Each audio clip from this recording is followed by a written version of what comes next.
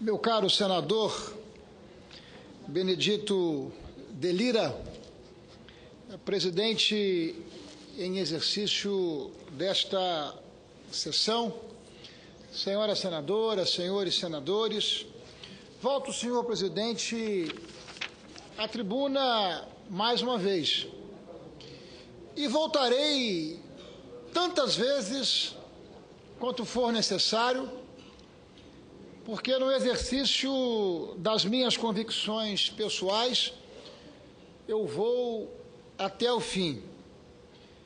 Volto na esperança de sensibilizar a classe política, de modo especial os nossos colegas deputados federais, para a necessidade nessa hora derradeira em que o debate relacionado à distribuição dos royalties encontra, como se diz, senador Tomás, na marca do pênalti, sensibilizar os deputados federais para a necessidade de enfrentarmos esse tema com mais seriedade, pela relevância do problema e da consequência federativa que esse tema poderá se traduzir se nós continuarmos vendo, lamentavelmente, esse tema sendo debatido e, quem sabe, votado, rasgando e violentando contratos assinados. Eu não discuto aqui que o parlamento deve ser independente para tomar suas decisões políticas, como resultado, é verdade, do voto popular que foi depositado aos seus representantes pelo povo brasileiro, não apenas na Câmara, mas aqui no Senado. Mas é também incontestável que essas decisões devem ser adotadas mediante a consideração de padrões mínimos de razoabilidade, o que passa certamente pelo respeito à Constituição Federal, Constituição essa que todos nós juramos respeitá-la quando nós assumimos o nosso mandato. Do contrário, meu caro senador Paulo Paim, nós estaremos voltando ao chamado estado de natureza, referido pelos filósofos contratualistas como a era que antecede ao surgimento do Estado e do direito, em que prevalecia o uso da força e o massacre das maiorias sobre as minorias. Não pode uma maioria, sob qualquer pretexto e condição, esmagar a minoria, porque a consequência disso será, seguramente, a insegurança jurídica. É absolutamente incompatível com o Estado de Direito a supressão por uma maioria parlamentar de direitos que a Constituição atribui aos estados e municípios afetados pela exploração do petróleo. Fiz uma pesquisa e identifiquei que pela primeira vez, a primeira vez que se tratou desse tema, royalty, foi em 1953. E quando se tratou desse tema, se tratou como indenização. Indenização pelos impactos que a exploração do petróleo gera nos nossos territórios, nas nossas cidades, nos nossos estados. Mas o esmagamento da maioria não é democracia. Isso é arbitrariedade, isso é autoritarismo que tantos lutaram e tombaram dando a sua vida para que nós pudéssemos ter as nossas instituições funcionando republicamente e funcionando democraticamente. Dirijo-me hoje, mais uma vez, além, evidentemente, dos nossos senadoras e senadores aqui, aos integrantes da Câmara Federal e também à nossa presidente da República. Precisamos ancorar essa nossa decisão política ao direito e à Constituição, sob pena e risco de desencadearmos uma guerra federativa, com sérias consequências econômicas e políticas para todas as nossas unidades federadas, cujos resultados são imprevisíveis. Por que, senhor presidente, senhoras e senhores senadores, estou aqui a fazer uma defesa da distribuição dos royalties e por que é inconstitucional esse projeto que tramita na Câmara Federal? E eu sou informado ao longo do dia, com muita alegria e com muito prazer, que a presidente Dilma estaria firme no propósito de vetar esse projeto se ele seguir esse curso, um curso que viola o direito, que viola a Constituição e que viola os estados que precisam ser compensados. Primeiro, o objetivo do projeto de lei, aprovado por esta Casa em 19/10/2011, que hoje se encontra submetido à apreciação da Câmara, onde se encontra registrado como PL 2565. Esse projeto, senhor presidente, ele reserva a maior parte desses royalties de petróleo aos chamados estados e municípios não produtores, que não são impactados em nenhum campo pela exploração do petróleo e do gás. Por que esse projeto é inconstitucional? Porque viola o parágrafo 1º do artigo 20 da Constituição Federal, que disciplina a distribuição de royalties de petróleo, entre outros recursos naturais a estados e municípios. Não trata o artigo 20 apenas de petróleo, trata de todos os recursos naturais, inclusive o minério de ferro.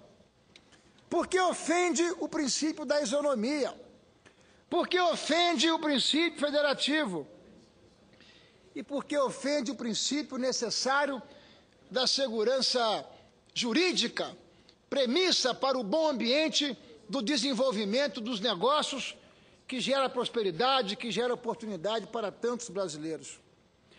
A distribuição de royalties de petróleo a todas as unidades federadas viola o parágrafo 1º do artigo 20 da Constituição, porque esse é um dispositivo constitucional, inclusive já interpretado pelo Supremo Tribunal Federal por ocasião do julgamento de processos relativos à compensação financeira pela exploração de recursos naturais, o chamado CEFEM, que são os royalties da mineração, que tem por finalidade a compensação ou indenização das unidades federadas que são afetadas pela exploração do petróleo, pelos reflexos do exercício dessa atividade econômica sobre suas contas públicas e sobre o modo de vida das suas respectivas comunidades.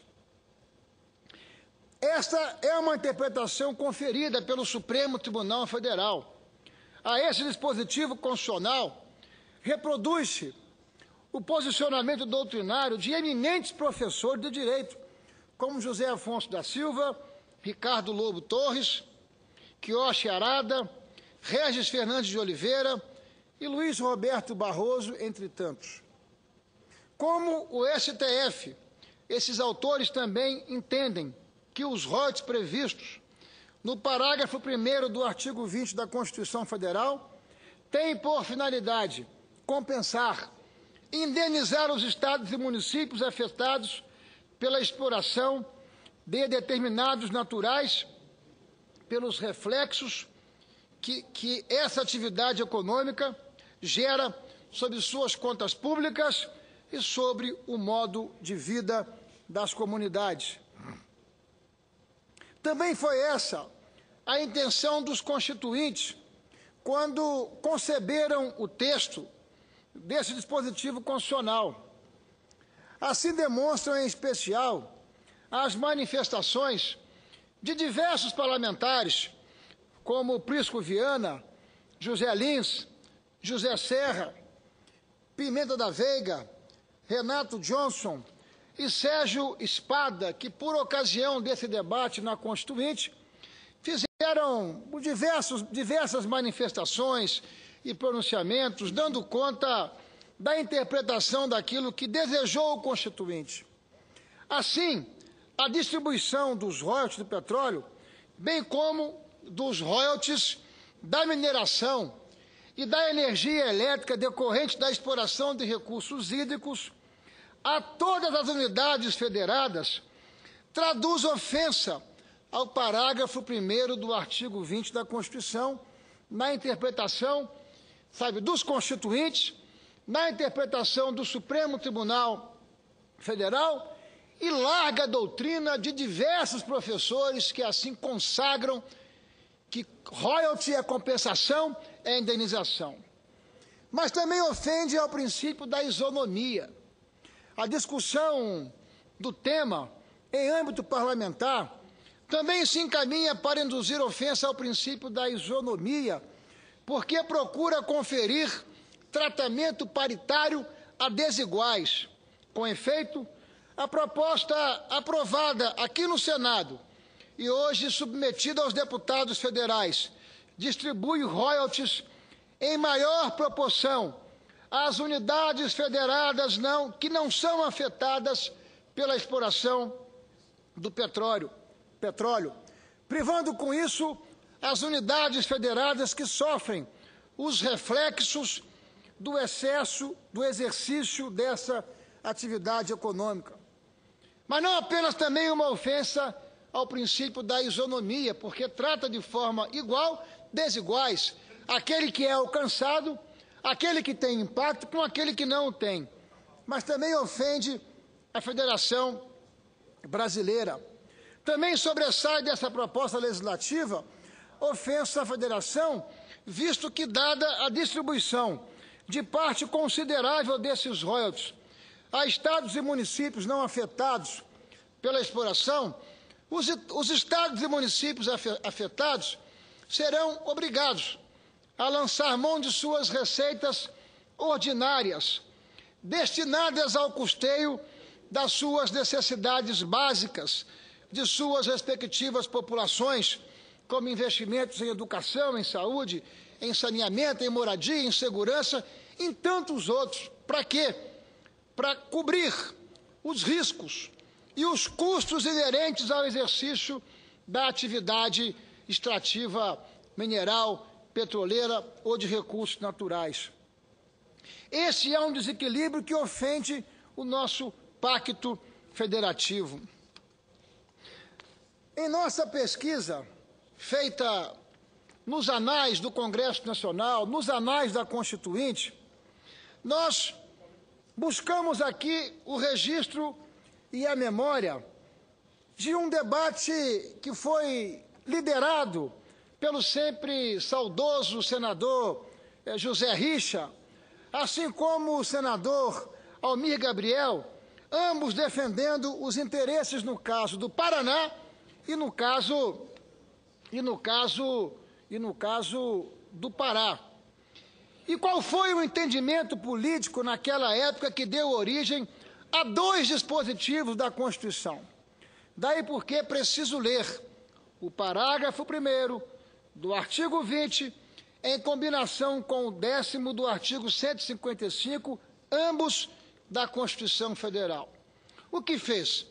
Estabeleceu-se que o ICM não incidiria sobre operações que se destinassem a outros estados, no caso do petróleo, lubrificante, combustíveis líquidos e gasosos, derivados e de energia elétrica. Assim decidiu o Constituinte de maneira excepcional. Tira-se o ICMS da origem e se dá aos estados uma compensação financeira pela perda dessa receita. Ou seja, em todos os casos em que você tem gravado o ICMS, em todos eles, a incidência se dá na origem, no destino. O único caso em que se dá na origem, onde é consumido o produto, onde não há repartição, são os casos dos combustíveis, óleos, lubrificantes, derivados, enfim, do petróleo, e o ICMS da energia elétrica.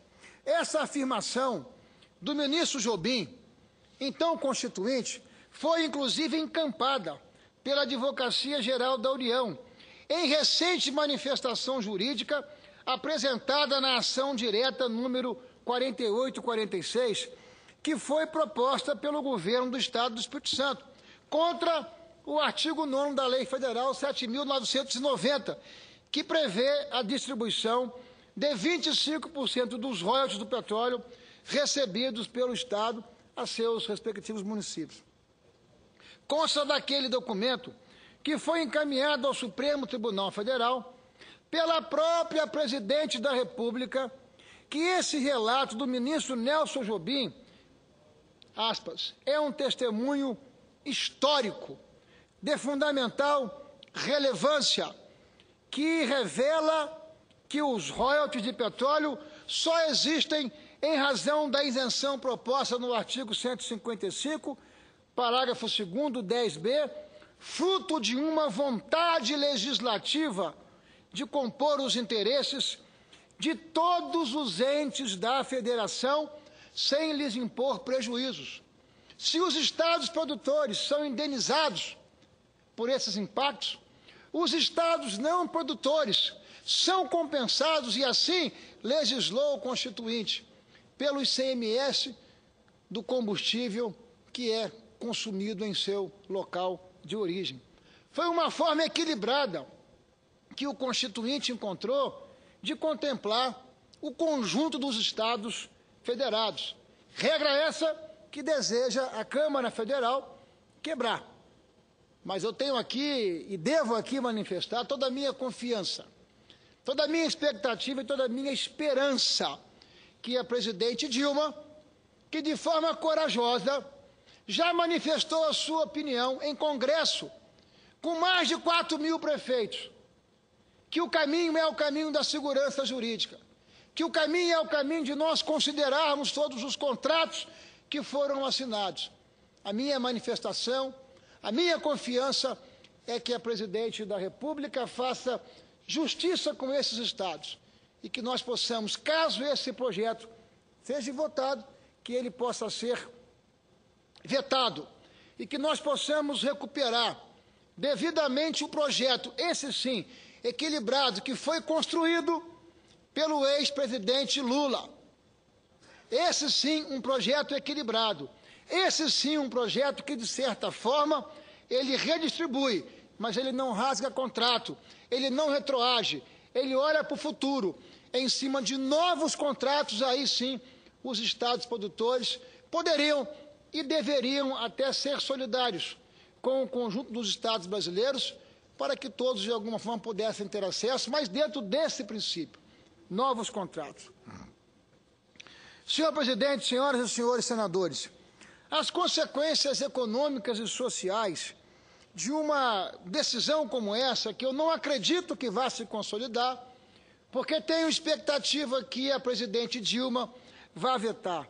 São consequências econômicas, são consequências sociais, já devidamente finalizadas aqui no Senado e também lá na Câmara Federal. De modo, senhor presidente, senhoras e senhores senadores, que esse tratamento inconstitucional, injusto e até mesmo maldoso, que a maioria parlamentar procura conferir à minoria, composta pelos representantes dos estados e municípios produtores, poderá trazer no plano político consequências, acho eu, nefastas e perversas. Eu acho que nós precisamos encontrar um leito, eu acho que nós precisamos, num momento como esse, exercermos a solidariedade federativa, porque o debate que se segue será um debate em relação também à distribuição do minério de ferro. É justo todo o Brasil ser compensado ou ser contemplado pelo minério que Minas Gerais produz, que o Pará produz? Não, porque esse minério que é produzido lá em Minas, esse minério que é produzido no Pará, ele gera consequências, ele gera impactos ambientais, ele gera demandas no campo da infraestrutura, no estado de Minas e no estado do Pará, não apenas no estado, mas nos municípios onde se dá essa extração. E não seria justo que nós pudéssemos fazer a divisão desses encargos por todos os nossos municípios e estados, sem considerar, sem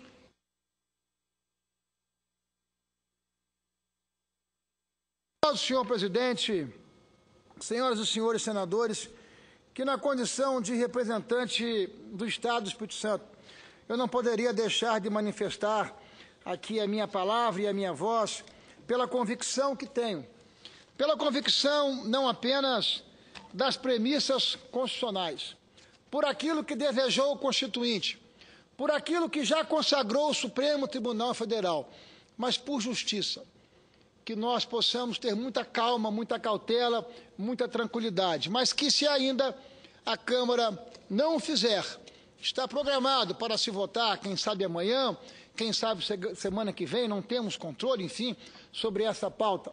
Mas se a Câmara enveredasse por esse caminho, eu quero manifestar aqui, nessa hora derradeira, a minha confiança, a minha expectativa que a presidente Dilma Rousseff possa vetar e nós possamos entendimento que tenha como premissa a base legal e a Constituição Federal. Muito obrigado, senhor presidente. Muito obrigado, senhoras e senhores senadores.